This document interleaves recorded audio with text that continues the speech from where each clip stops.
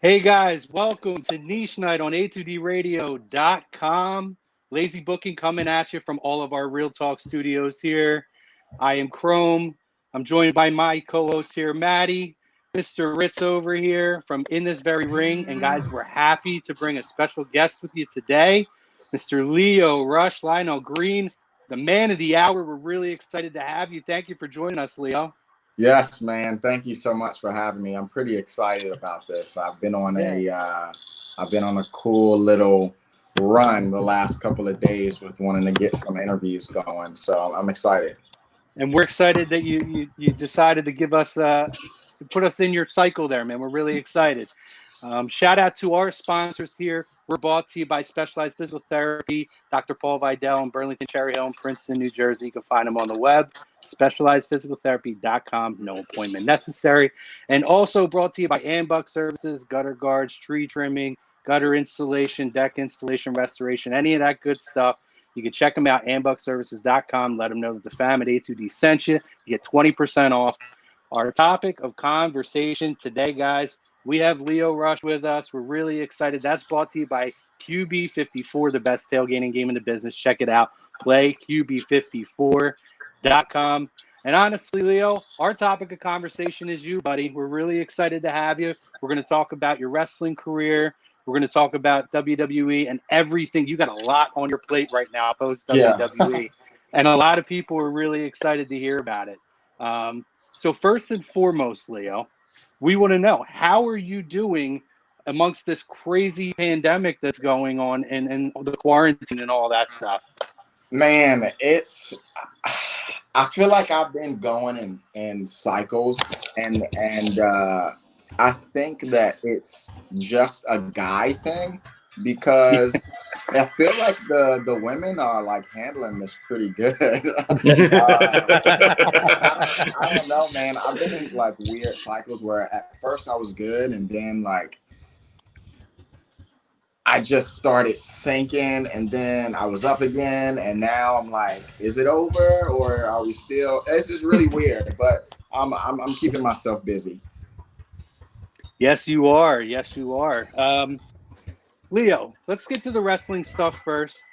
We want to ask you kind of just first and foremost, you know, you've been a guy you've wrestled with some of the more prominent organizations, Ring of Honor. For us locally, we're CZW country. We're South Jersey, right around the corner from boards. We actually just had Matt Tremont on last week. I know you know Matt through Yeah. CZW. But can you kind of tell us about, being younger and what kind of made you want to get into the wrestling business and maybe some of who your influences were that kind of influenced your decision and your style of wrestling? For sure. Before I get into that, this is awesome. I'm seeing like some comments down below. I didn't know that this was possible.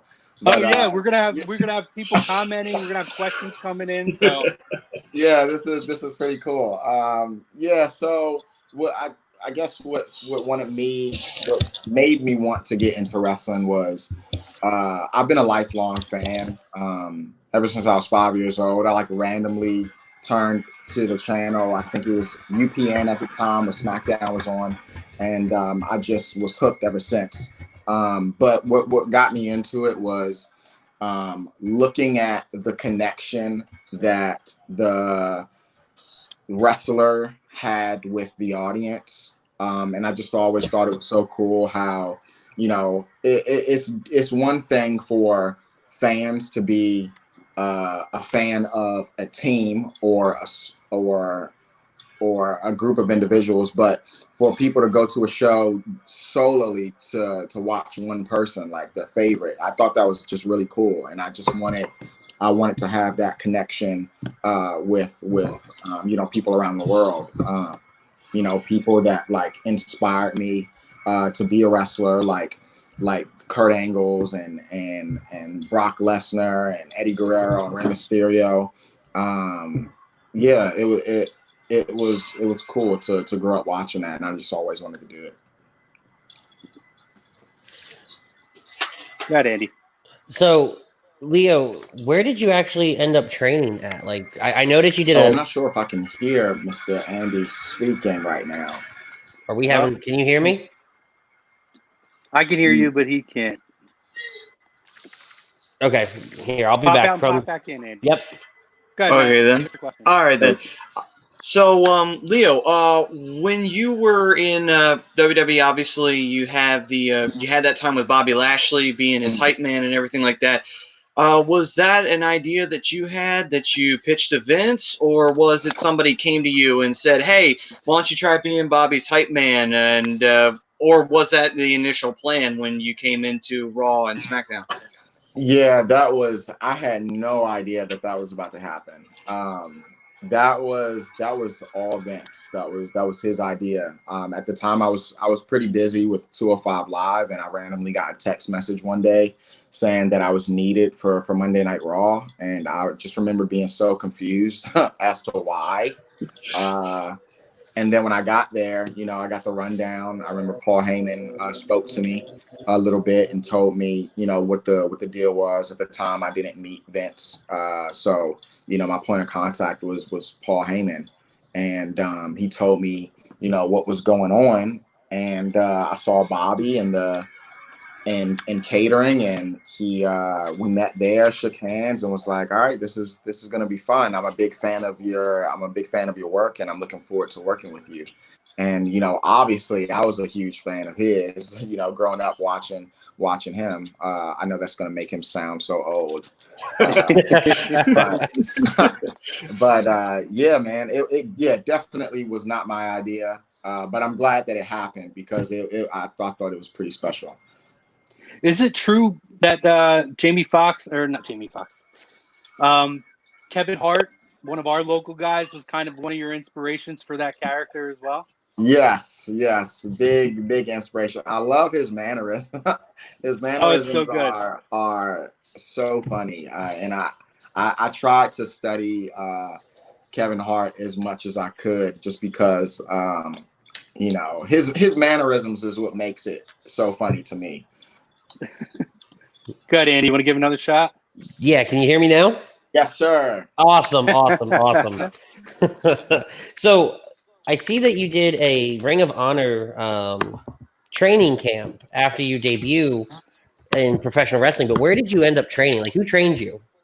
So I'm originally from the DMV area, which is DC, Maryland, and Virginia. At the time, there was only one reputable school in Maryland, which was called MCW Pro Wrestling Training Academy. And my trainer, I think I've had a few over the years, or the year that I was there, but I started out getting trained by Pat Brink, who was a developmental talent for the WWE, on two separate occasions. And then I was trained by a guy by the name of Keenan Creed, as well as RJ Meyer.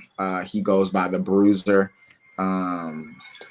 As well as another guy by Dean Gutrich. So I feel like I've had four different trainers, but they've all taught me something so different. I've learned something completely different from each and every single last one of them. Awesome. Leo, tell us about your time in CZW. I know it's definitely a beast in its own. It's one of the more prominent. We talked about it last week with Matt. A lot. It's an independent promotion, but it's so notorious. So many wrestlers have gone through there. Yourself, John Moxley. The Cesaro has gone through there. Just so many of you guys have really, at one point or another, passed through and kind of, gotten your experience through there. Can you kind of tell us what it was like in that organization? Yeah, for sure. Like you said, I feel like CZW is a beast of its own. It's so different, even though it's like an independent promotion. I just feel like, and I've been to a lot of independent companies, but nothing ever compares to CZW, just because of, one, the fans, two, the I feel like the wrestlers there have a different aura about them. It's just something different about, you can tell when a person is, from CZW. It takes a special kind of person to stay in CZW. So it was so fun, man. I feel like CZW was kind of a second home to me outside of my home promotion of MCW in Maryland, just because that was one of the first, I would say, major independent promotions that I started traveling to try to, show face and build connections with. And over the months that I was going there consistently, I was also doing the CZW Dojo Wars. And that kind of put me in the view of DJ Hyde, who's the owner of CZW, and or I don't even know if he still is the owner of CZW, but He uh, is. it was fun, man. It was different. To get that crowd up and moving and chanting was really hard. But but once I got it, once I got them, once I started doing like my black card stuff, I really felt like I found my niche and I found what people thought was entertaining there, and I just ran with it. And they accepted me there. I've seen so many people go in and out of CZW, but there's very few people that stay in CZW. So yeah, it was rough, but it was fun. There's actually a question from Andrew Gibson in the chat. He says, Leo, if you were a producer and you could book any match in the world, what would it be? Oh, am I It's a in the tough match? question, right? Am I in the If match? you can be. Yeah, I mean, if you could book yourself in any match in the world, who would your opponent be and what kind of match would you want to do? Maybe I won't put myself in the match. I don't really like that. But let me see. I've been kind of out of the loop on the independent scene. But I don't know. Let me see. Who do I think is like? It could be mainstream. It could be Oh, okay. WWE, AEW, any two guys. If there's a match you haven't seen and there's you'd love to see them go at it, who would it be? Okay. I could think of a few opponents for you I'd love to see it go against. Okay. Let me see. I want to see maybe like Rey Mysterio versus Darby Allin. I think that would be cool. Ooh. I'll tell you what, Leo, Darby Allin's a guy I'd love to see you go up against for Yeah. a nice round. And what's funny is that I've wrestled Darby Allin one time, but it was a tag team match. And I believe there was only about 50 people in the crowd in Orlando, Florida. There's two guys right now I would love to see you go against. It's Darby Allin and Sammy Guevara. I think you guys could absolutely tear the lights out or tear the house down with those matches. Yeah, I've met Sammy a few times. I've been on a few shows with him, but never been in the ring with him. Yeah. Maddie, you got a question for Mr. Leo here? Oh, well, actually, it was a question from one of our viewers, which is Mr. Ryan Brodo, who usually produces the show. And he was saying, who is the most underrated WWE superstar you got a chance to work with? Man, maybe it's biased, but I mean, I would say Bobby. I think there's no reason why he shouldn't be a world champion. Absolutely no reason. Like, the dude is an animal. He looks like an animal. I think he's very capable. Like, I think what I was able to do with him as far as, talking ability goes, I think it definitely worked out in his favor. But Bobby is very capable of, talking for himself. He's proven that over the years. His run in Impact was awesome. Yes, it was. Yep. Definitely. So yeah, I think Bobby, man, he's a monster. He deserves the world. Andy? So, Leo, you win the cruiserweight title. What was that day like? Like, when did you find out? Who told you? What was that day like for you winning the cruiserweight title? So weird how wrestling works. But I found out the day of. I found out the day of, and it was like super casual. There was no like big like pull me to the side type situation and like telling me like while nobody's listening. It was literally just like walking up to me and was like, oh yeah, you're going over today. And I was like, oh, okay. So, yeah, that was pretty much it. I think it was Matt Bloom who told me that I was Oh, winning cool. the title that day. Yeah. It was cool though. I was really excited. I was really excited. In case anyone doesn't know, Matt Bloom is Albert. In case anyone didn't know. I would tell him all the time, this is a little side story, but I would tell him all the time that he was one of my favorites growing up. And one of my emails that I had as like a teenager was soon to be LT at AOL.com. And I did that because my wrestling name, what I wanted my wrestling name to be, was L Train. Okay. Okay. Gotcha. Yeah. So I you love it. He never So believed me though. So back in the day, in like 2003-ish time, when A Train was getting the push, you were like cheering him on and stuff like that when you were watching SmackDown. Oh, we don't have Leo. No, we don't have him. There you go. There we go. Oh, there he is. Oh, okay. Screen went black there for a second. Oh, Oh, We lost the audio. we lost your audio. You got to pop out and pop back in. Oh. Uh-oh. That's all, Leo. We lost your audio. Pop out and pop back in. Just kind I of don't exit think he the can hear page. us either. Okay. I think he's gonna drop off and come back in. Okay then. Okay. Okay. Whoops. Well, anything can happen, right? Right. Gotta love live TV. Oh, and Brian So Bro Leo is will be back saying with us Albert, momentarily. aka Lord Tensai, or Oh, Sweet God. Tea when he was with. Oh, leave it at Albert. It was good. Then you got bad. Oh man. I'm back. Well, Great what trainer. about the? There we go.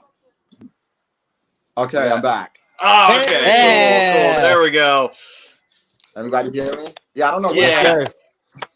Live TV. It happens sometimes. Yeah, I'm It's not weird. sure what happened there. But that's a great story. I mean, I think Matt is one of the most underrated guys, and obviously, clearly, with all the people that train with him, he's a very, very smart man in wrestling. Yeah, for sure, definitely. Yeah, man. And obviously, he had that great run in Japan, too, where he was tagging with Carl Anderson, and they went on to basically kind of like what the early version of what the Bullet Club would eventually become. Yeah. It was those two guys winning the IWGP straps. Leo, what was your relationship like? 'Cause it seems like Triple H really liked you a lot. Like you were like one of his guys. So you just kind of talk about like what your relationship was like with Triple H and kind of getting to know him a little bit.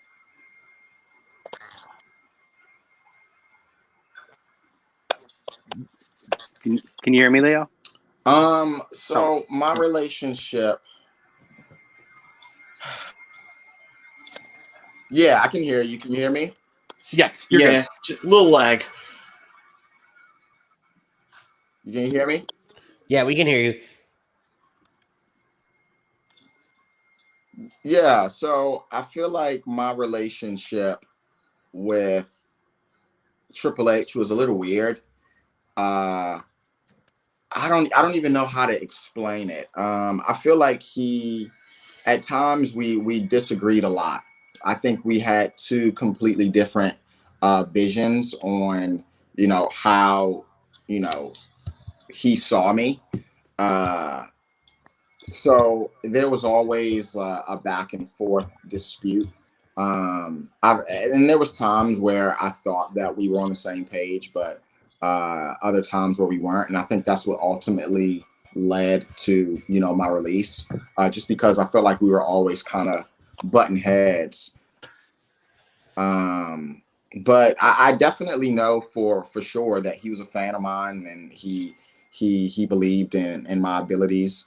But there was a lot of miscommunication and disagreeing with my relationship with Hunter. And I think that's just because I feel like my time in the WWE, I've kind of built a closer relationship with Vince.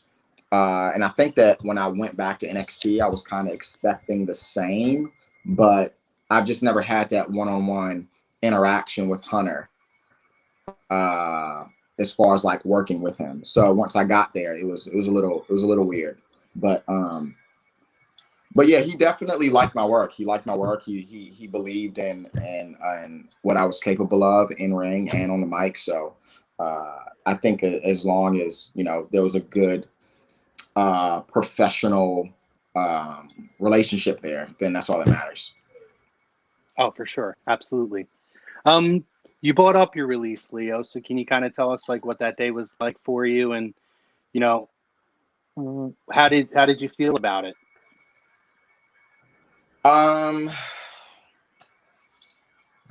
There was almost a well, for one, I think I saw it coming.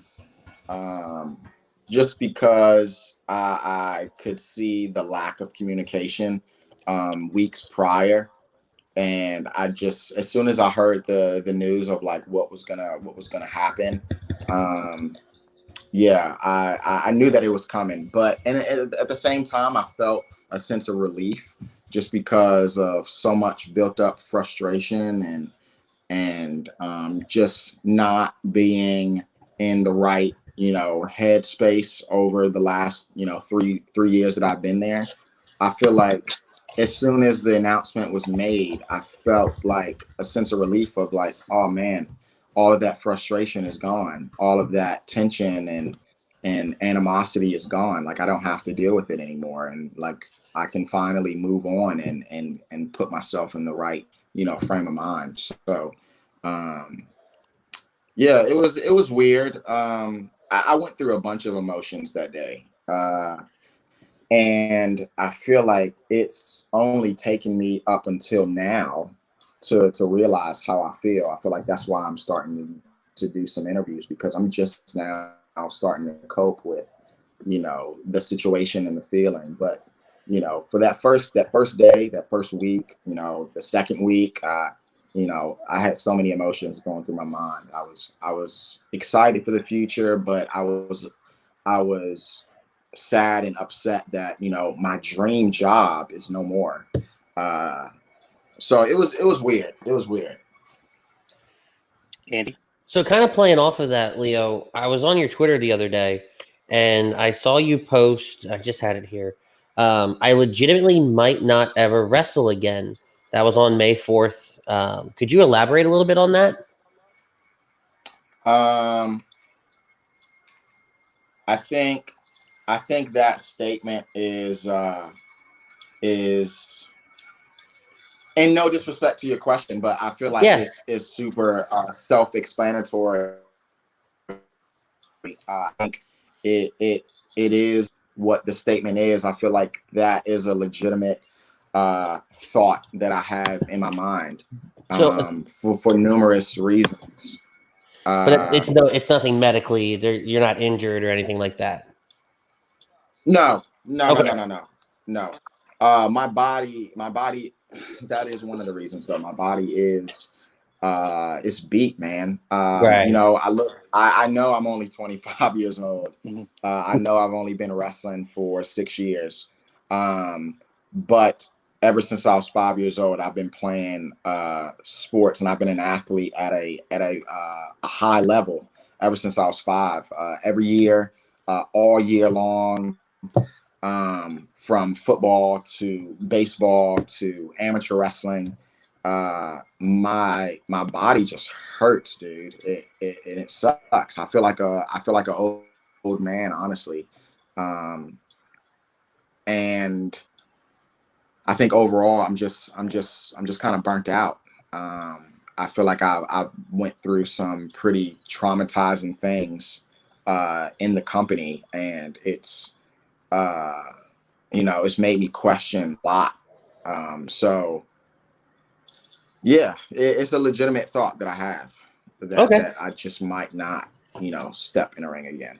Well, thank you. Thank you for being honest with us.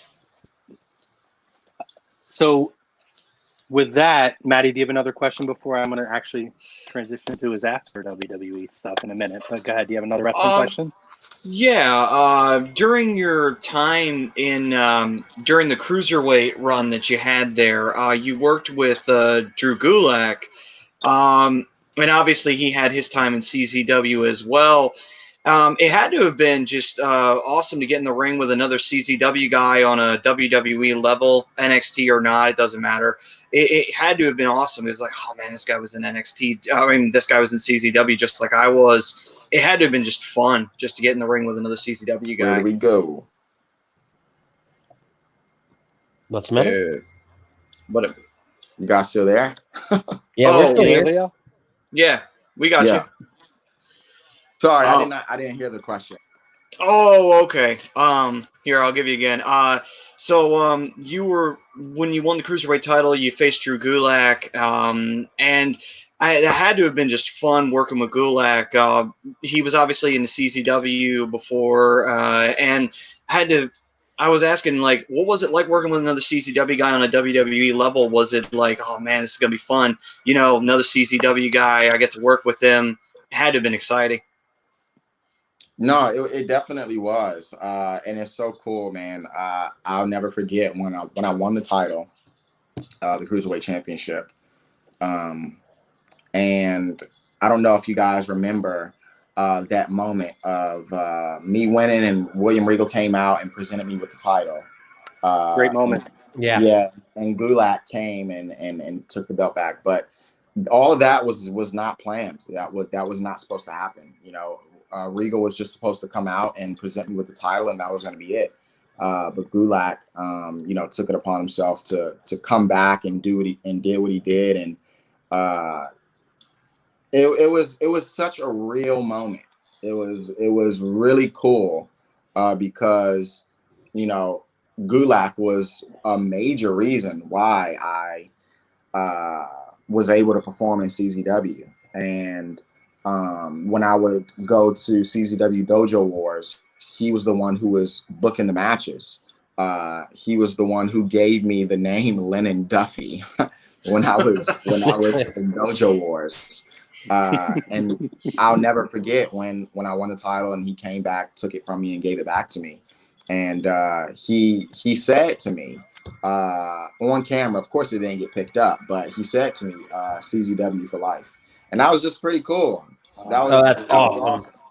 Yeah, that Nice. was really cool, man. So I'm glad that I was able to have that match with him before, you know, he went on SmackDown and did some pretty cool stuff with Daniel Bryan. So yeah, it was awesome.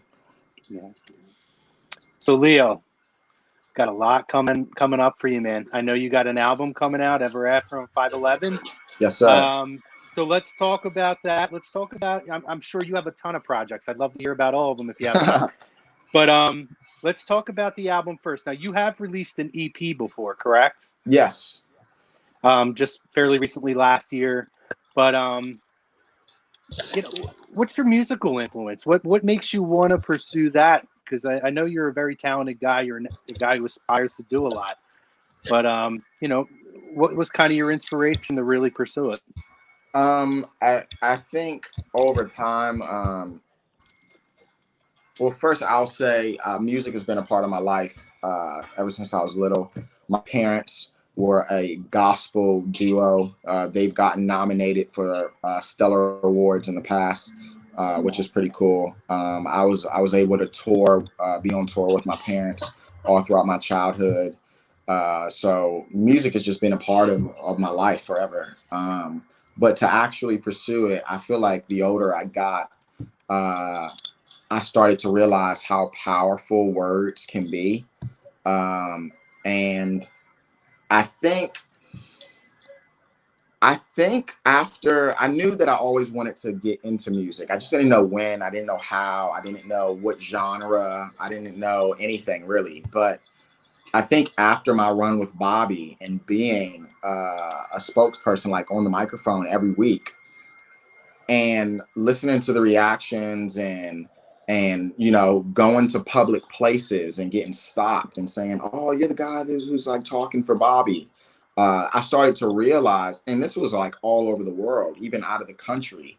It was insane. I started to realize how powerful my voice was, and you know, that I was reaching people all across the world. And I was like, man, this would be really cool, a cool time, you know, once I kind of went on hiatus for those 6-7 months and I was home, was like, this would be a really cool time to do something that I've always wanted to do and utilize my voice and do that. I've always had an interest in poetry, and I've always written poetry since I was a teenager, and I just ended up putting that to music, and then I slowly started to learn how to write songs and stuff like that. So yeah, I think what influenced me the most was just seeing how much of an impact my voice had to people all around the world, and I wanted to do that with music. So I'm assuming, obviously, your parents are big inspirations musically for you. Who else are some of your musical influences?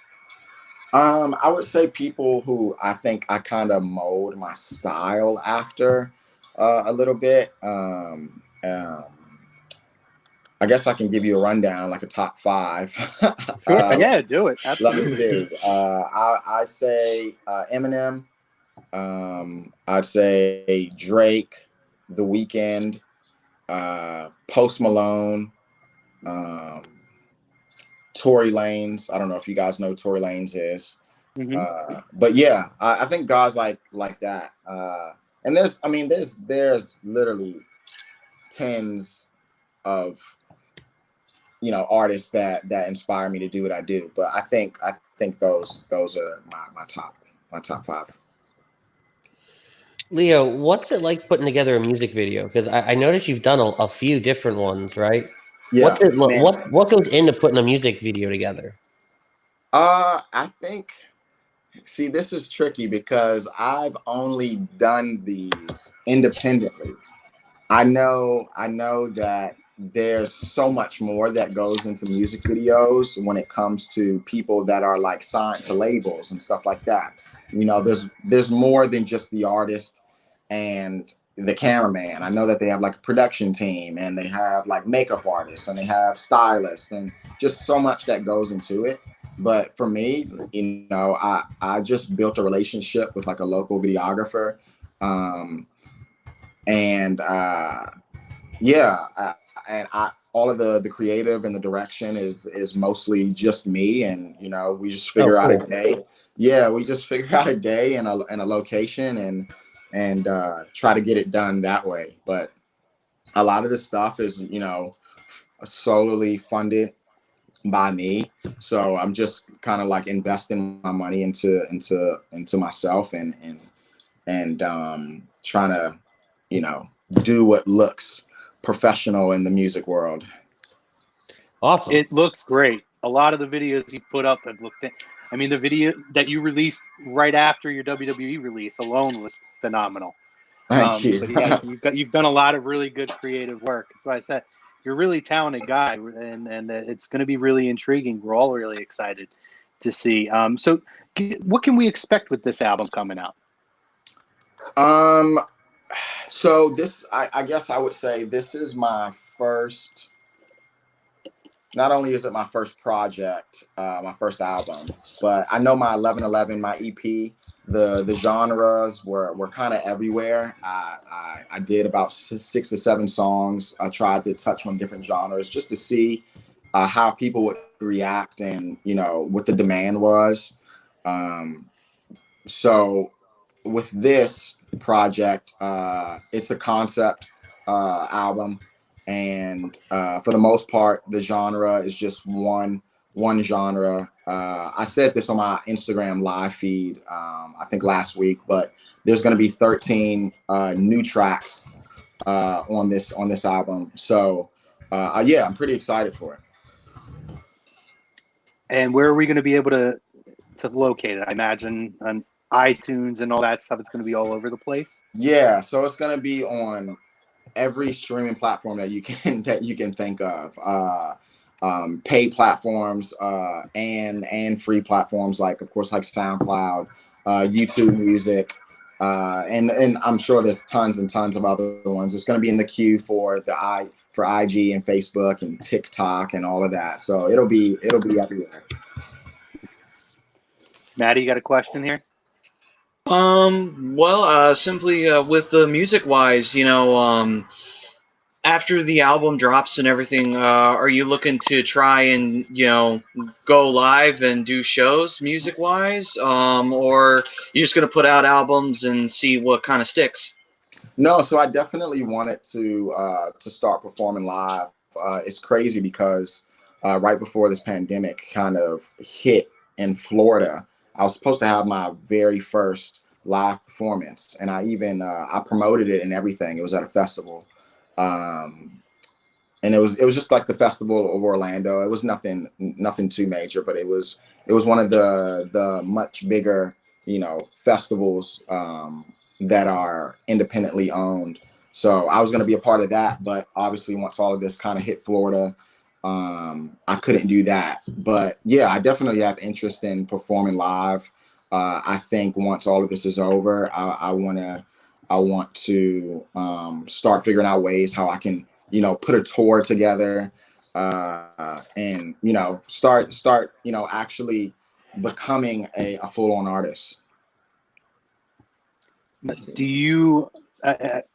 It's a very open question because there's so much going on, and I know you're really exploring a lot of your creativity right now. Do you see this as being a very viable option as opposed to returning to professional wrestling, or maybe there's another, avenue that you're considering pursuing as well?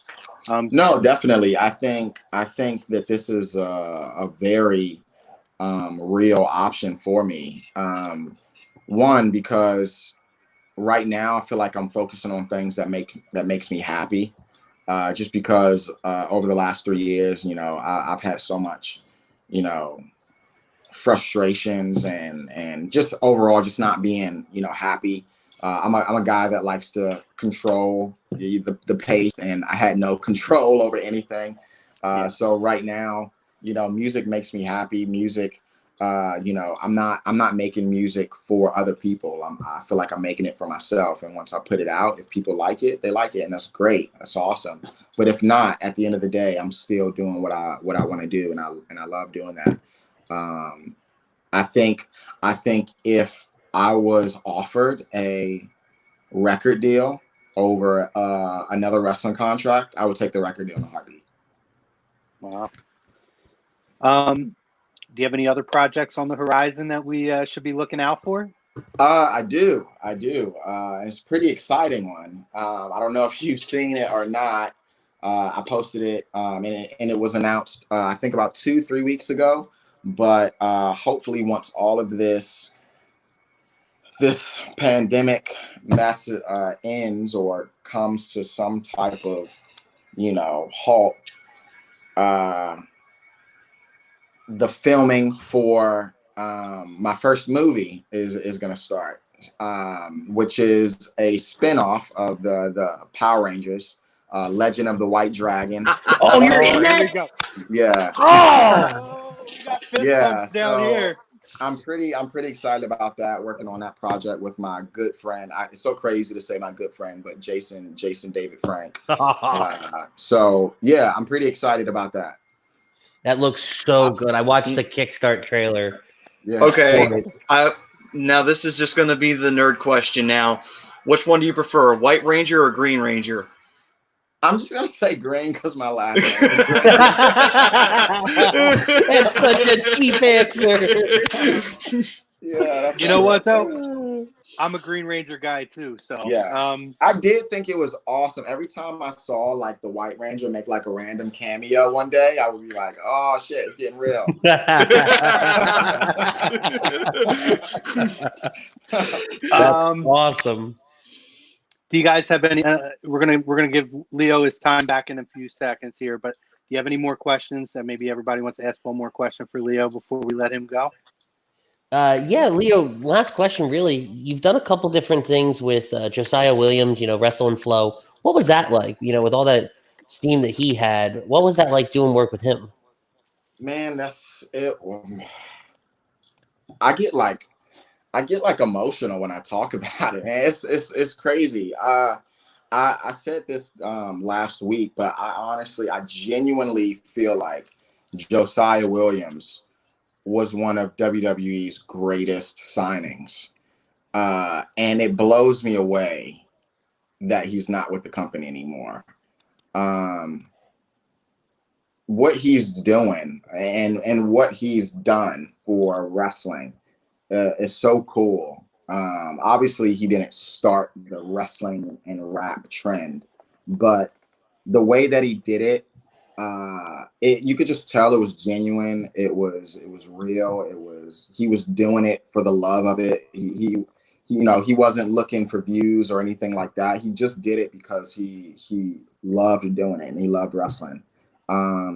It was so cool to be able to do that with him because, for one, he's so talented, and two, I'm the first wrestler that he's made a song with. So I thought that was so cool, and for him to, his goal was to get signed with WWE, whatever the reason may be, but for him to do an actual song with a WWE superstar, I thought that was really cool. Yeah, so that was pretty fun, and that song and music video that we did had nothing to do with WWE. That was something that we funded on our own. We just got the okay from WWE to be able to film in the facility. That's awesome. Maddie? Any funny stories from CZW or WWE? Okay, I'll tell you a CZW one. Okay. I don't know if you remember this match. It was me versus Joe Gacy. Okay. And do you remember this match? He came out with like in a cage. Oh yeah, go ahead, Maddie. And he had go ahead. With yellow masks on. Yeah. Regardless, I remember. It was just gonna be a normal match. It was called like a unsanctioned match or something weird, whatever that means. But I remember wanting to do something pretty cool for my entrance, and I went to DJ Hyde with this idea of kind of coming out with like these minions of my own with like these torches. Okay. But I wanted it to still be incorporated in the match somehow. So we had these torches, like these tiki torches, and we zip tied them around the post. So the entire match, the corners were on fire. And I remember during the match, Gacy would like blow out one of them, and the crowd would boo him. And it got to the last ring post where it was still in flames. And he climbed up. I was on the outside of the ring. He climbed up to the top rope where that post was, that it was on fire. And he bent over, but the flame like burnt his ass. Like he thought that he blew it out, but he didn't blow it out. Yeah, so that was pretty funny. Yeah, I thought that was pretty funny. That's funny. Lio, my last question, then we want to promote your social media, but yeah, are you? I know you're creatively. You felt like you were stifled a little bit. Are you ever open to the possibility of going back to WWE if the time is right, and you're in that kind of mind frame? Or I'll even say this, or AEW if there's an opportunity there, would that be something you would look at? I mean, obviously, I don't want to say like no, like just flat out no.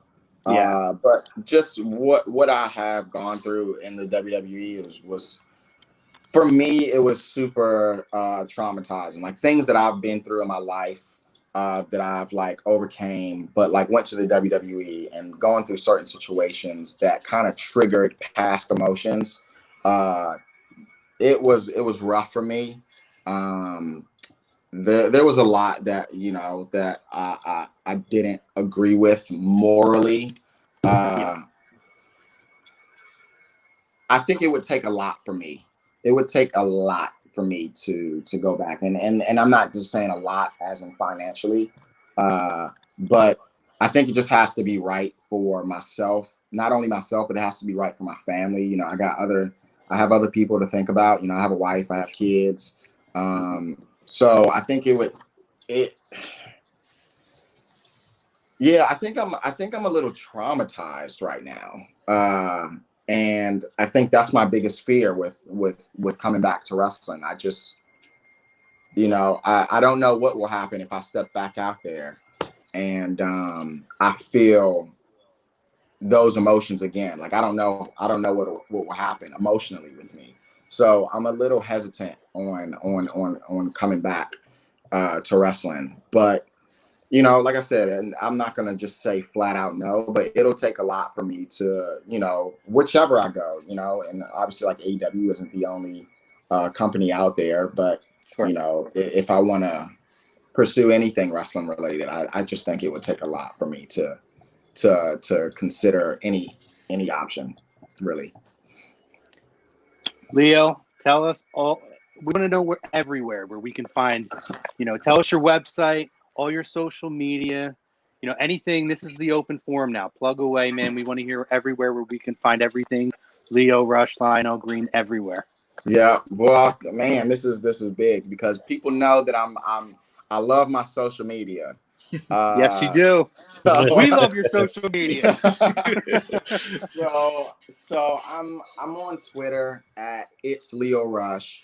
I am on Instagram at Rush Lio Rush. I feel like Instagram has been my biggest platform for me to promote my stuff. So yeah, if you want to go follow me on Instagram, that would be awesome at Rush Lio Rush. I'm also on TikTok, as everyone in the world is right now. At Hey It's Lio. Also, I found this new app that not too many people know about, but it's a singing or just a music app. It's called Voicey, and sometimes I dabble on there here and there if people want to just watch some random music content from me. My Voicey account is Hey It's Lio also, as well as you mentioned before. I have a website, musicbyleo.com, where you can find all of my music on different streaming platforms. You can find merchandise, which are t-shirts and 8x10s, as well as just everything that I have going on with me as far as like updates and stuff like that. So yeah, I'm everywhere, man. I'm trying to do it all right now. Lio, we appreciate it, man. Thank you so much for your time. I know all of us enjoyed our conversation. I know a lot of people were excited that you were coming on, and it's very clear in our comments. So, Lio, we wish you luck, man. We're going to be following what you're doing. Thank you for taking the time with us. And hey, you and your family stay safe, and we'll see you real soon, man, with everything you got going on. Yes, sir. One more thing, if you don't mind. Not a lot of people know this about me, but I'm a huge like incense and candles guy. Like, oh, really? Okay. I love my house smelling good.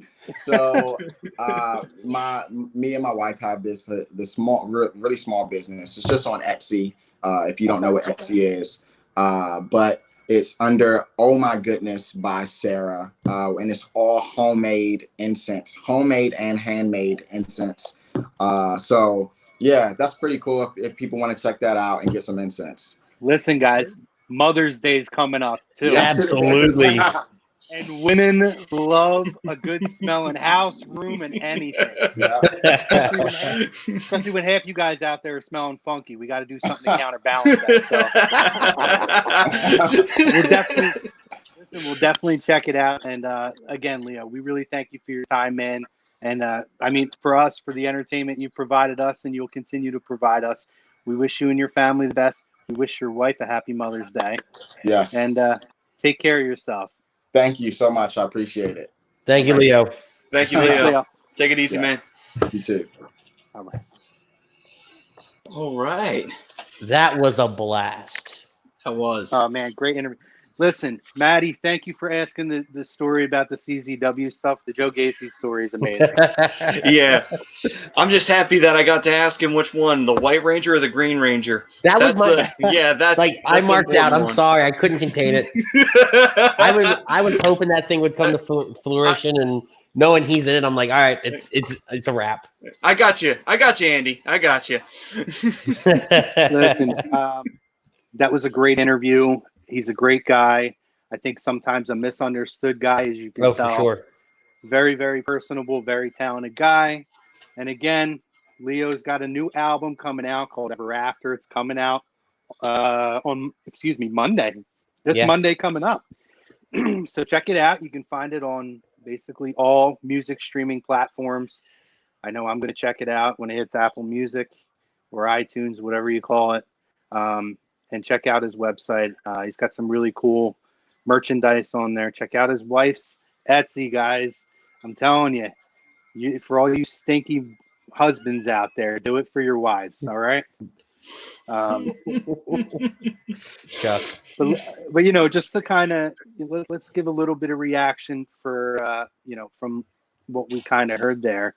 Was there? I'll start with Maddie. Was there anything that surprised you in our conversation with Leo?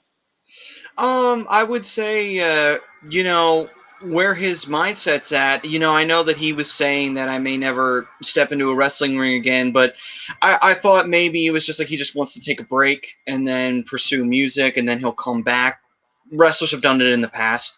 But it kind of seems like he's really hovering around the idea of maybe he will just do music and that's it. He doesn't feel like getting back in the ring again, which is understandable. It's not easy. Like he was saying, his body's beat up and everything like that. That happens, man. Like wrestling is a rough thing to do day in and day out, 365 of the year, especially in WWE where you get no breaks. It's just maybe he really is, done with wrestling. Maybe he is. Yeah, I mean, clearly, Andy, you can react to this as well. Clearly, there was, a lot of, and again, we didn't deep dive too much, with what he was comfortable with, and I think he gave us a little bit more than we even expected. But there was a lot of frustration there in that run, and sometimes, it sucks, but your dream job doesn't always pan out the way that you think it would, and I would imagine that's a pretty tough pill to swallow. What do you think? Oh, absolutely. That knowing that's something that you've not aspired to, but you've dreamt of for your entire life, ever since you were 5, doesn't pan out the way you were hoping it for. That's got to be a kick in the gut. As far as like other than the fact of, him not coming back to wrestling, him having a better relationship with Vince over Triple H, that probably caught me more off guard. Because we always heard those stories about how Triple H was really, really high on Lio Rush and this, that, and the other thing. And then for him to say, no, you know what? I was really more with Vince. That really caught me. That caught me off guard for sure. Yeah, me too, Andy. Me too. You kind of said it. Time and again when you go back and even if you go back and look at the stories of when he took the hiatus and whatnot, everything seemed to be like it was all made out to seem like Hunter was, kind of the guy on his side, the voice in his ear, kind of trying to, keep him with a straight head. And I guess it's why I always say, guys, dirt sheets aren't always everything. Yeah, it just goes to prove you can't trust them. Right. Yeah. Because if you would have gone by those, then you would have thought that Hunter would have been his boy. And clearly we were very shocked that, Vince was actually, the guy that was on his side and creatively as well, which is even more shocking. I mean, I think a lot of times it does prove that, there are, like you were saying with the dirt sheets, it kind of shows like, it proves that they have that skew, that skew of Vince is the devil and Triple H is the savior, that it's very true. They write a lot of stories like that where it's just like Triple H is the guy who's doing everything right. Vince doesn't know what the hell he's doing, Yeah.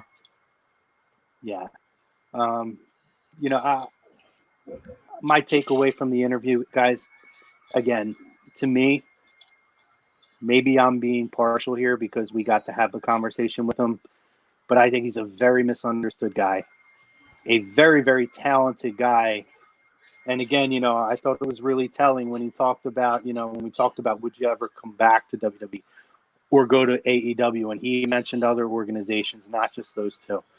And the fact that he said, it would take a lot and not even the financial end of it. He's a guy who's looking to pursue happiness. Well, I And mean, honestly, he's made money at this point. oh Yeah. yeah. I mean, and even to play off of that, how he said he would take a record label over going back to wrestling. That's huge in and of itself, right? But you can also turn that around as he did wrestling. Like that was his dream. He saw his dream. Now he has a new one. The new one And is I to become an artist. and honestly, and I hope that it does for him. He is a talented guy. I've listened to some of his music on his EP that he released in November of 2019, 11/11.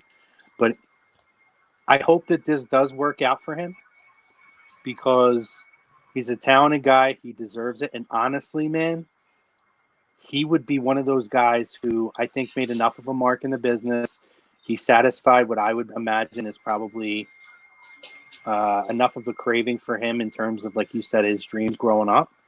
And now he has an opportunity to pursue something else, and he gets out, for the most part, healthy, much healthier than a lot of guys.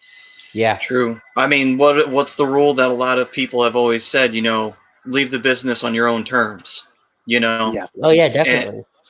and that's a good example of, you know what? I'm good.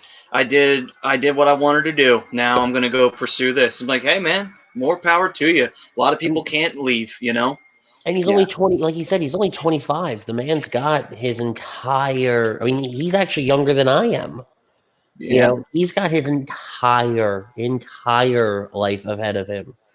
So this is just the ground floor, and he can only go up from here. Philip Hewlett says he made it to the WWE, so he succeeded in following his dreams.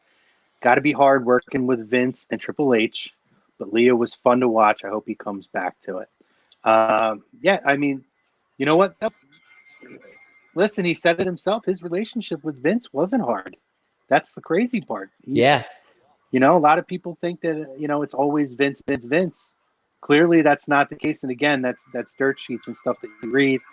It's because Vince is an older guy, and it's not. I love Hunter, so I'm not by any means knocking Hunter, but I doubt not every person likes likes. You know what I mean? Like, we're not going to be people who every single person we ever come across is going to like us, and I'm sure Hunter's the same way. He can't bat 1,000 in terms of hitting everybody. I mean, Matt Melcarrick says he's young enough that he could do another career and come back when he's done. Great True. point, Matt. very, very possible. Guys, And in if a you different missed, capacity. absolutely. Oh, and you know what, too? Really cool to hear him talk about how, he kind of fell into, being the hype man, the man of the hour for Bobby Lashley, but how that almost kind of fed into that hunger to pursue something different, Yeah. and kind of made him start to realize some untapped potential, which I think we could all kind of see, but maybe in and of himself, that's something he never really actually viably thought about until then.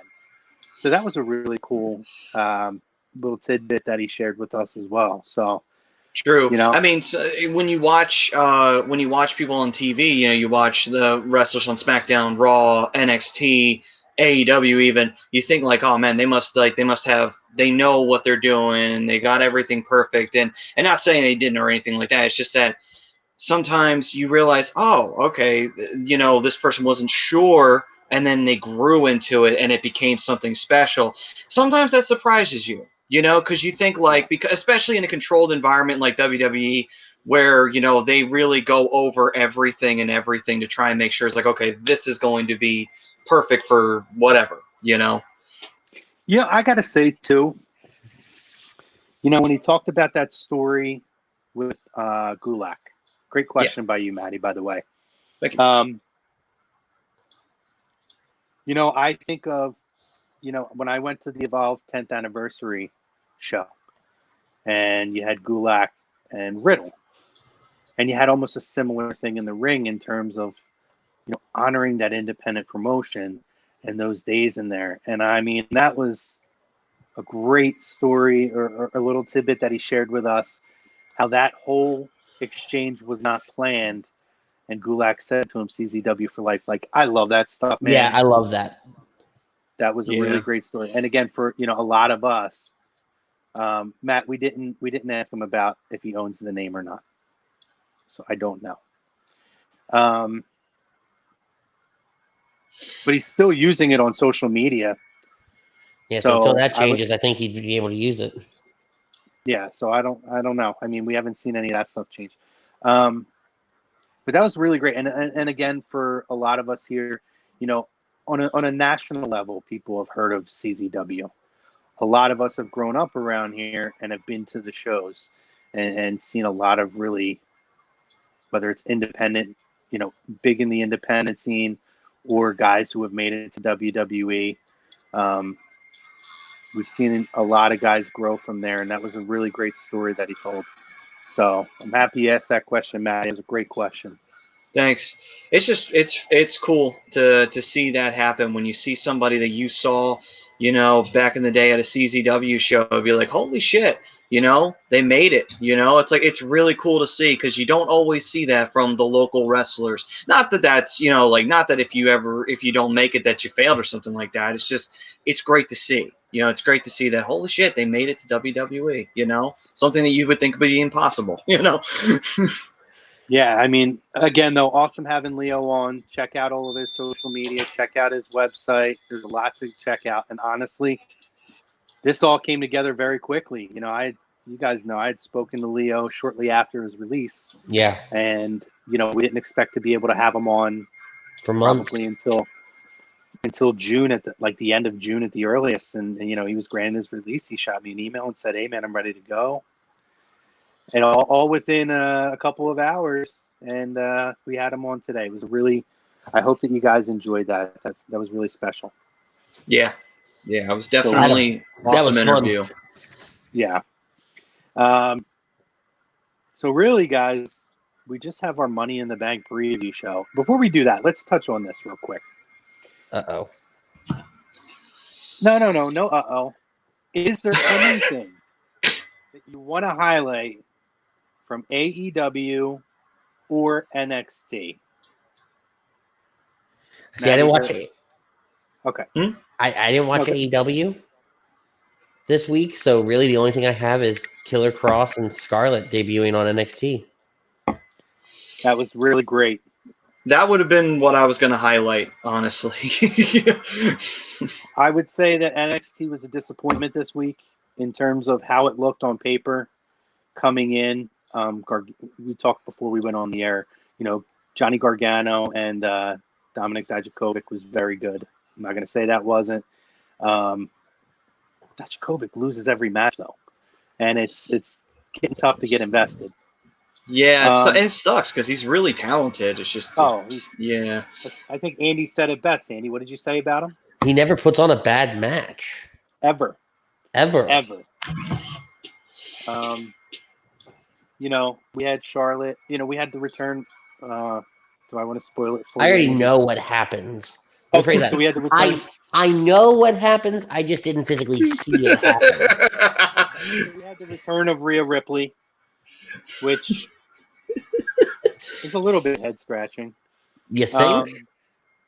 We had the return of Rhea Ripley. Well, it makes me wonder then why they put the title on her, on Charlotte. Now, maybe they just thought during a pandemic that more people would tune in than if it was Rhea.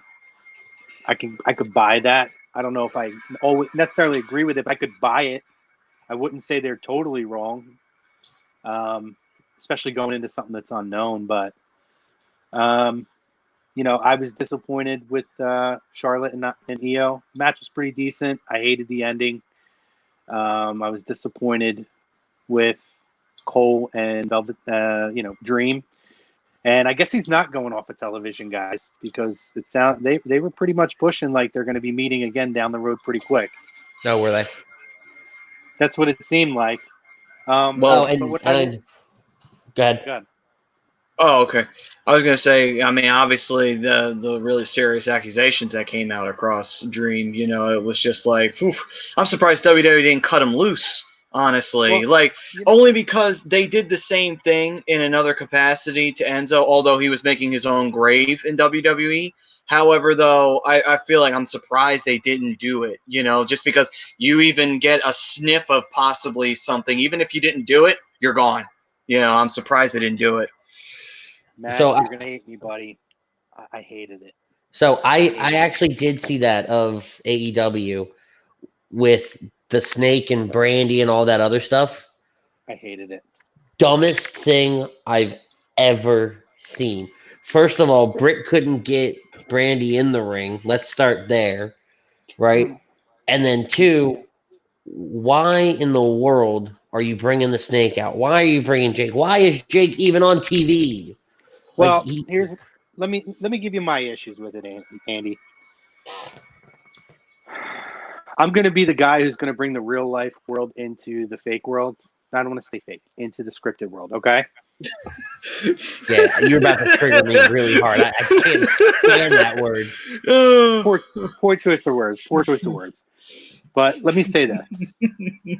My issue, you have Jake the Snake come out with the mask. And then he's pulling the mask off his face. Then he's putting the mask back up and he's touching his face and he's putting the mask off his face. Not a great message.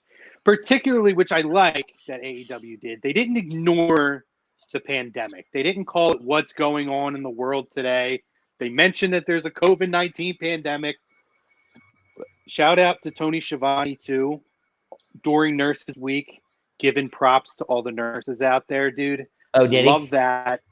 Absolutely class act on AEW's part, and or if it's Schiavone by himself, I got to give them a lot of props for that.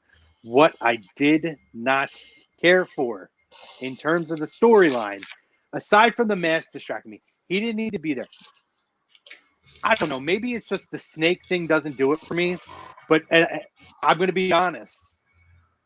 Watching him creepily hovering over and straddling over a young woman, that was uncomfortable. waving his snake in her face, came off to me like a really creepy old guy raping a young girl staged porn on like Pornhub. It was very, I thought it was odd. It was uncomfortable. It was very What do you do in unusual. your free time? Dude, Apparently, he goes on to I am Pornhub not and, the only, and looks I up am things not the like Jake only the one. I am not the only one who thought that, dude, because I had a conversation with other people who thought that they thought it was extremely weird and almost creepy pornish too. And it was very unusual. I didn't care for it. Yeah, I didn't like it at all. I thought it was in poor taste. I don't know. I didn't think I don't like Archer either. He doesn't do it for me. I think that I like Jake. I like Jake as a manager. I just don't think it works for me for Archer. But seeing Jake in this role, I actually like it. I didn't like it this week, but generally overall, I love it. I mean, I'm not a Jake fan. I don't know. I think maybe it's because he has the damn snake. I don't do snakes, so maybe that's why I'm just like. But that's a different story. But I'm saying like I don't know why I've never connected with Jake the Snake. A lot of people are asking in the chat. I see Edie Zahari is one of them, asking what we thought about, like particularly what we thought about the Karrion Kross. He's probably going to be Killer Kross to me forever. But Karrion Kross and Scarlett, the entrance, I loved it. I thought it was very, very unique, and I mean, to me, if you can reach through the screen and just draw me in, it's done. It's great, and we know his work speaks for itself. I'm not worried. We've seen this guy work, but man, I love it. I like that they're doing different things. It's different than most things we've seen from WWE. I love the risks that they're taking right now. Yeah. No, I liked it. The only, actually, no, I can't even nitpick. I mean, I could nitpick it if I really wanted to, but it's more of just the facility that they're in and all that. The smoke, I think, lingered too long. It did. There's a little thick smoke there. And then I don't know what the hell Scarlett was doing in the ring when he first gets in the ring, but she's moving around like a spaz. I was like, all right, you look like you're having a seizure. Do something else. Like, I get it, right? We're working the kinks out. I get it. But that's if I have to nitpick it.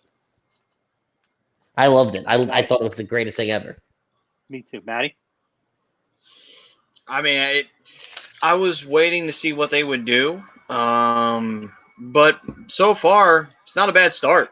You know, I'm intrigued to see where it goes and who his first real rival will be in NXT. Because I can see him rivaling several people and having just tremendous matches with them. Oh, well, we already know that answer. It's going to be Tommaso Ciampa. Well, yeah, you're right. You know what? In fairness to you, though, Maddie, it feels like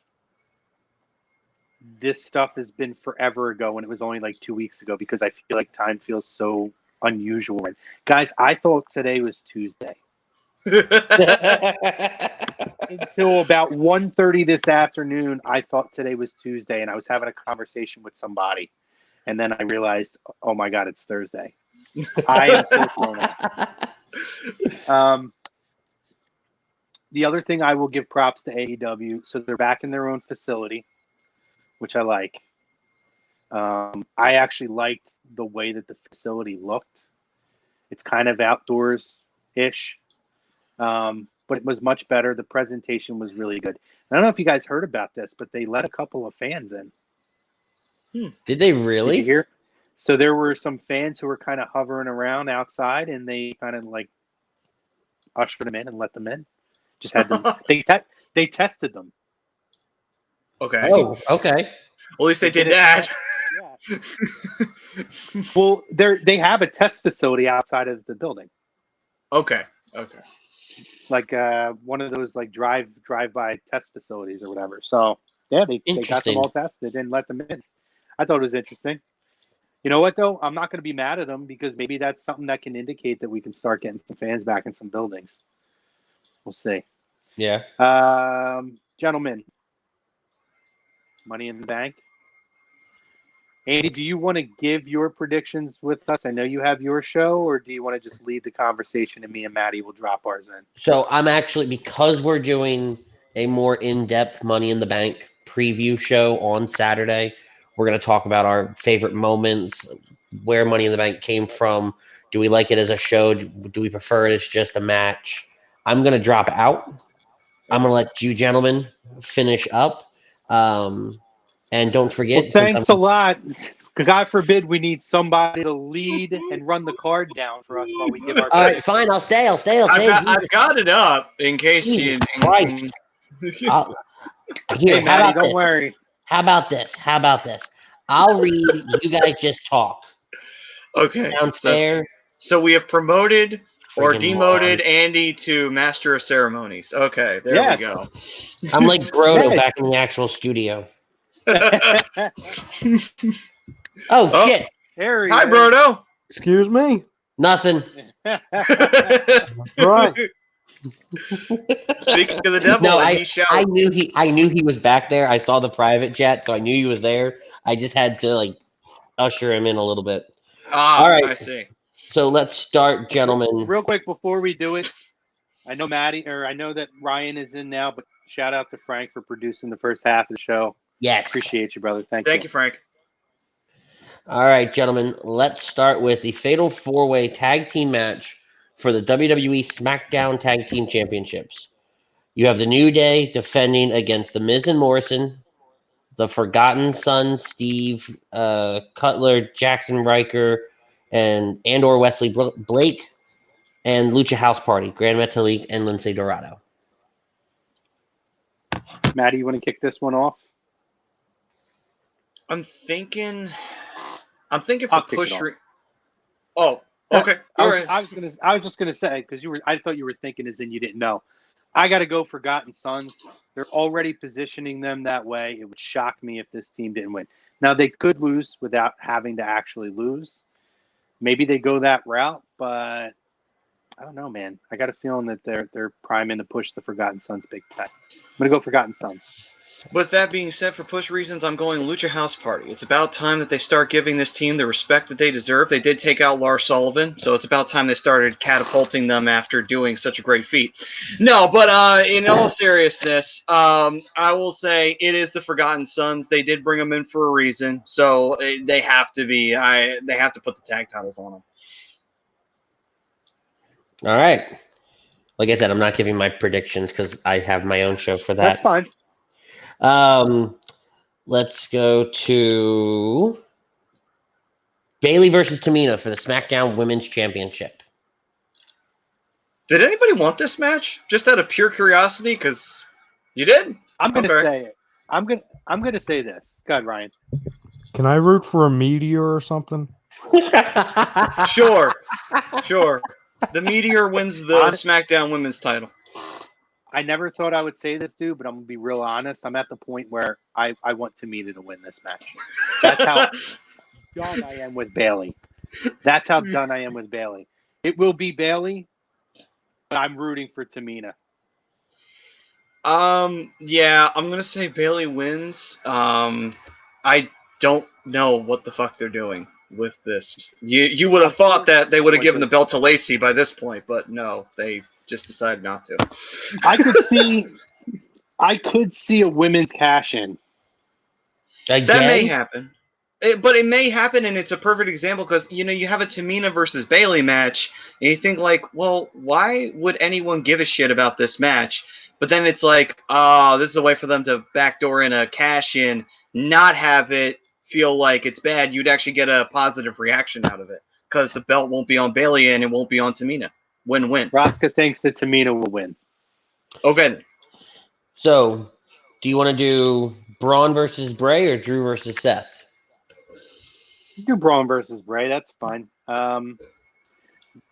Note, guys, this is not The Fiend. It's been promoted as Bray Wyatt, which I think is for a reason. No? Are they pushing The Fiend now? No, it's Bray Wyatt. I'm just woo. Oh, yeah. But I think that's significant because that, to me, gives them the out to have Braun go over here. And you can either continue this program or call it a day, move the Fiend in another direction, and move Braun on. Maddie? If it's going to be Bray in the sweater vest and everything, I say Braun does win. Because it seems like when you have the two, Bray is the one who can't wrestle or the one who can't fight, the guy in the sweater vest. The Mr. Fiend Rogers? is he's the sadistic side. He's the one you don't want to meet. So, I would say Braun wins that. Yeah, I'm Bill's going to go Braun comment as well. is gold. Bill Casey says Bailey and her stepmom gimmick are so incredibly boring. She's bad. Her only good matches include Sasha in NXT. 3 good matches in her career, tops. It's gold. And you know what? He is not wrong. No, he's not. Not at all. Part. It really isn't wrong at all. It's not good. So, Drew McIntyre versus the Monday Night Messiah, Seth Rollins for the WWE Championship. There's no doubt in my mind that Drew's going to be holding on to that title for a while. I don't know why you throw Seth in right away to go against him. Maybe Kevin Owens comes back and costs him. We'll see. But I'm going to go Drew in this one. Yeah, I would say it's a title retain. Yeah, I don't think you put the belt on Drew. Getting a big win like he did against Brock Lesnar at WrestleMania just to have him drop the belt to Seth the following month. Right. So, gentlemen, the men's Money in the Bank ladder match starts on the ground floor of Titan Tower and will work its way up to the roof, also happening simultaneously as the women's Money in the Bank tag team match. I was going to get clarification if they did say definitively that's going to be both at the same time. Yeah, Michael Cole said it on SmackDown. We talked. See, if you actually tuned into our show, you'd know.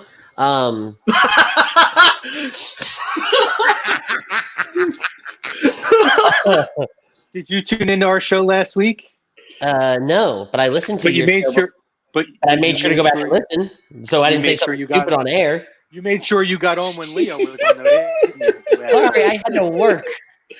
Run your mouth. I'll continually. Hey, would you knock that off, Ryan? Listen, Chrome, it's okay. It takes a lot to run the Super Astros. It just, it takes a lot. It's understandable. Ouch. Anyway, Daniel Bryan versus Rey Mysterio versus Aleister Black versus King Corbin versus Otis versus the returning AJ Styles. Back from the depths of hell after he got buried by the Undertaker. I'm going to give both of my predictions. Run the women down too. I'm going to give both at the same time. Okay. So in the women's match, you have Asuka, Shayna Baszler, Nia Jax, Dana Brooke, Lacey Evans, and Carmella. Matt, you want to go first? Or you want me to? You go ahead. I'm thinking. Okay. So I do tune into your show, dickhead. And you remember, as my opening statement. Remember on your show, I said I'm not going to give any predictions because I'm going to save it for this show so that I can. And I said to you on there, I think one will be an obvious and one will be somebody to catapult them to the next level. So I am going to go with my obvious choice, and the women's Money in the Bank will be Shayna Baszler. I think Shayna comes out on top. At some point, she will cash in on Becky Lynch. They'll continue that feud. For the men's side, I'm going Aleister Black. I think this is the catapult they give to Aleister Black to push him to that next level. And I'll tell you what, guys, if both of them come out of this as the Money in the Bank winners, I will be absolutely delighted with the WWE booking decision of that. Oh, so we know both of them aren't winning. That wasn't a shot at you, you prick. God, what a dude. All right, let me see here. All right, so men's Money in the Bank is clearly going to King Corbin because, we have to have Corbin go over in every single thing he's in. I'll quit. I'm joking, obviously. But, I'm think Aleister does make a lot of sense, but maybe I'm overthinking it. But I don't know. Maybe they go with Bryan. Maybe they have him win Money in the Bank. That would shock me. Yeah, that would catch me off guard. Here's the thing, though. Even though it would be surprising, I don't think it would be a bad thing because people would love to see Daniel Bryan in a world title picture. So WWE might go with that, honestly. Not to say that they wouldn't go with Aleister, because obviously you don't put him in here just for him not to win it. But then again, they've done it before, where they've put people that you think should be winning the Money in the Bank, and then they don't win it. It's like, well, then why were they even here? So, again, maybe I'm overthinking that. Tommy fucking ends. Oh, okay. Styles is taking the case. Oh, he thinks AJ. And as for the women, it has to be Shayna. I mean, if you're gonna have her lose to Becky at WrestleMania, the best way for you to continue building her back up is to have her win the Money in the Bank so that she can have a rematch with her and continue the rivalry down the line. WWE's already gone ahead and promoted that Becky's going to confront whoever won Money in the Bank on Monday. So it makes perfect sense for it to be Shayna.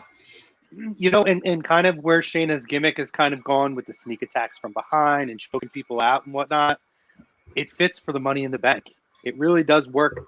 So yeah, I absolutely could see that, and I'll be really happy if it's those two. Most definitely. I'm sorry, guys. Otis is not winning the Money in the Bank. I see. He's got Mandy. He doesn't need the Money in the Bank. I mean, hell, if I had Mandy, I would be happy working my shitty job and waking up every morning and be like, "Yep, my annoying, teeth grinding, boring ass job, but I got Mandy Rose. I don't give a shit about anything. I'm done. I don't need anything else for the rest of my life." Just saying. I feel like they've missed two opportunities here. Opportunity number one is completely just for my own amusement, but having Mandy and Otis in the Money in the Bank and both of them winning it. It's my own amusement. I know it would never happen. But two, putting Mandy Sonya on SmackDown tomorrow night. I think you're giving that match away. Yeah. Matt says, I think Nia's taking the case, honestly, for the women. I'm gonna keep all my jokes to myself. Here, We'll see. Here's the thing, though. I wouldn't put it past them. I would not put it past them to give it to Nia. She's looked like a I'm gonna goof bite my the tongue last on it. 2 weekends. Doesn't mean that they wouldn't do it. WWE's WWE. But anyway, For me, if We it's not digress. Shayna, I would like to see Asuka win it. That's See, if a it's not personal Shayna, I favorite. want Lacey. Or Lacey. Yeah, that's another great one. yeah, those would be perfectly fine. If you don't get Shayna, those would be perfectly fine as the other two. That's it, right? That's a card. That's a card, small card. Because I think the Money in the Bank Also- matches are gonna run. Knowing that you're doing both of them, we're in that for the long haul. You're probably going to get 45 minutes to an hour on that. And I'm Oh really, yeah, I'll say this because we're going to be jumping off shortly. Bill Casey says, can the big man Otis caterpillar his way to the top of Titan Towers? Good shit. Such good shit, pal. I love it. Bill, you're on fire tonight, buddy. He says, she's not like most girls. She stinks. LOL. Jeez.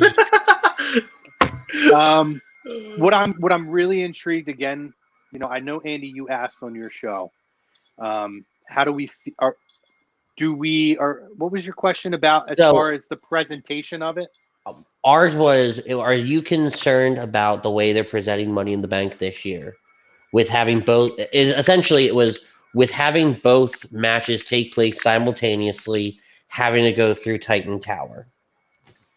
Yeah.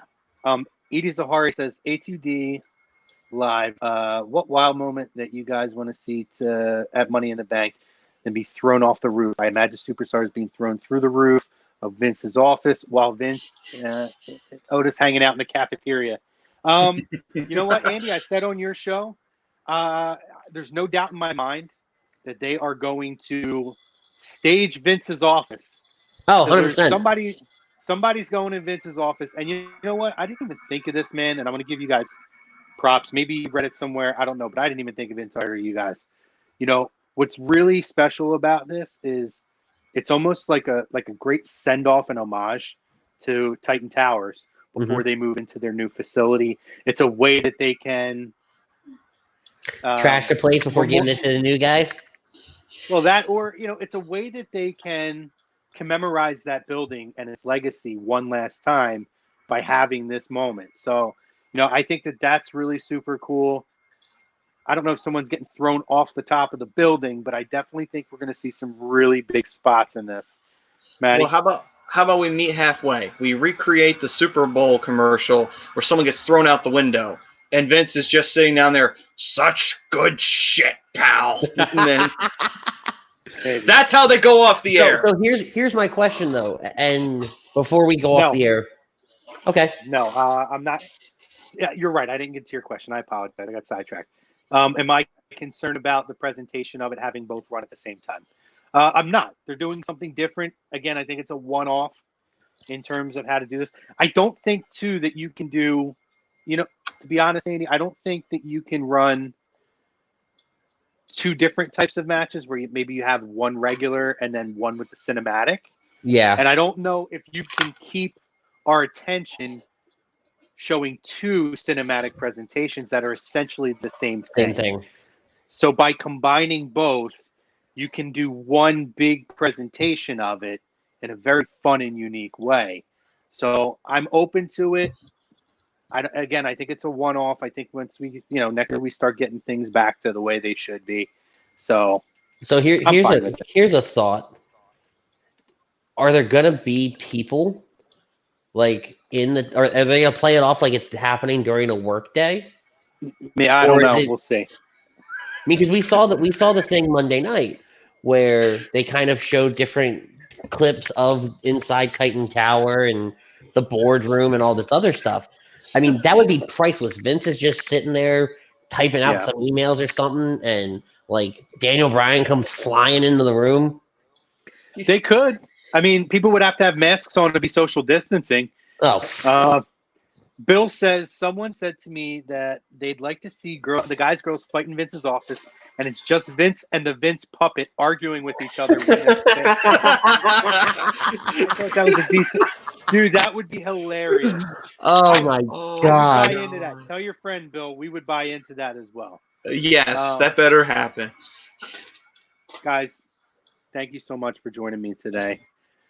This was a great show, and listen, I want to give a shout out to our guest, Lio Rush. If you guys missed the show, go back and check it out on YouTube, here on Facebook, Instagram. I'm sorry, we're not on Instagram.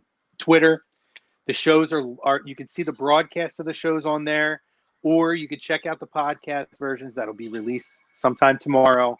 All major podcast platforms: iHeartRadio, Spreaker, Spotify, Apple Music or Apple Podcasts or iTunes, Google Play, SoundCloud.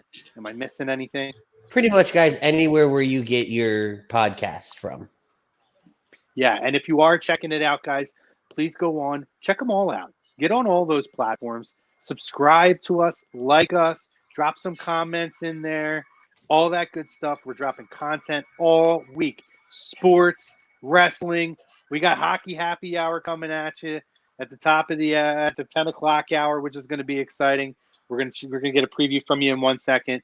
But thank you again, guys, to Lio Rush for joining us. Check out his new album, Ever After, dropping on May 11th. It was a great interview. Go back, check it out, and check out his social media.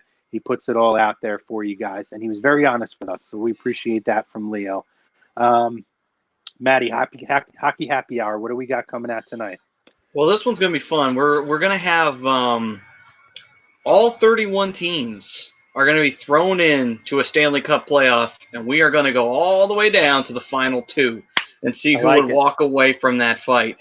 31 teams, 1 cup to give out. So That's I feel like exciting. there's a joke there somewhere. yeah, there is. And it's fine. Good. Somebody caught that one, actually. Good. I even put it in the description. But anyway. Very well done. Very, very well done. And Andy, what can we expect from In This Very Ring this Saturday, right? So yeah, Saturday night we're going to do In This Very Ring. We're going to do our typical preview show for Money in the Bank. But I figured we'd do it a little bit different. Rather than just spending the time running down the card, our build-up, and how we got here, let's talk about Money in the Bank, the legacy, the history, some of our favorite moments. You know, do we have a favorite moment, a favorite match, a favorite winner, and maybe some of the worst? You know, was Baron Corbin the worst decision for the Money in the Bank? You know, you talk about losers of Money in the Bank. It's really just going to be Money in the Bank. I never said Money in the Bank so many times in one phrase.